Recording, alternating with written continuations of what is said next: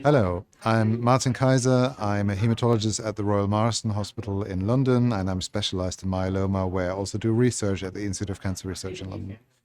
I had the pleasure, on behalf of my co-investigators at this meeting, to present an updated analysis of our OPTIMUM MUK9 trial.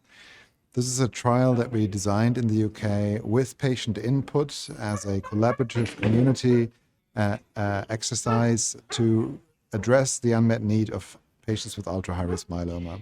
We're all aware of patients that are treated with standard of care treatment and do relapse early, often just a year after transplant.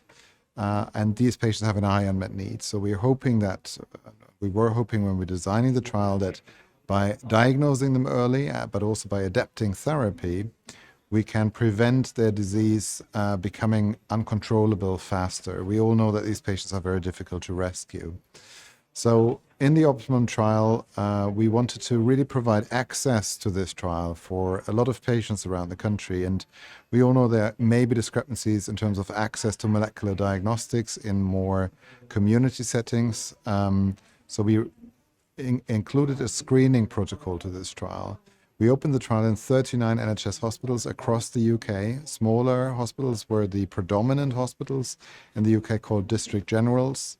So really community settings to send samples of patients that were newly diagnosed or had just a suspected diagnosis of myeloma to a central laboratory, where we tested the material for presence of 2 or more high-risk cytogenetic abnormalities or the SCAN92 gene expression risk profile.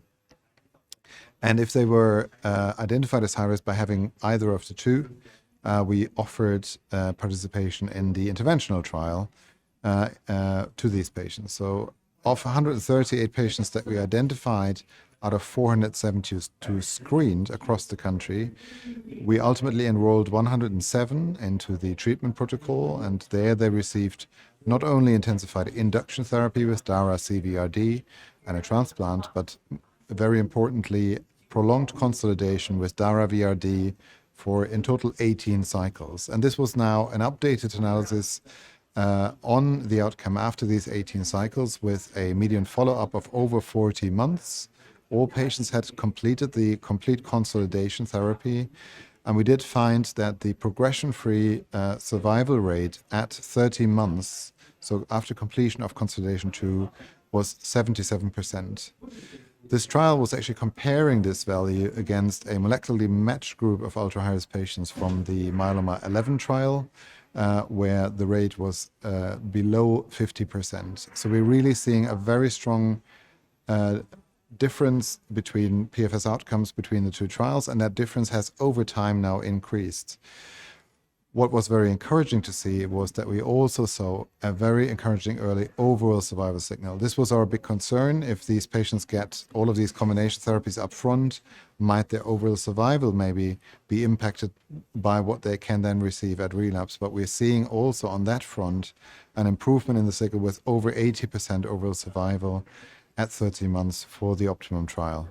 So these are very encouraging results, and we feel they already make a very strong case for the combination therapy. We generated this data actually to provide an access discussion for patients, particularly as this regimen generally can be delivered in a relatively uncomplicated fashion with only subcutaneous and oral medications.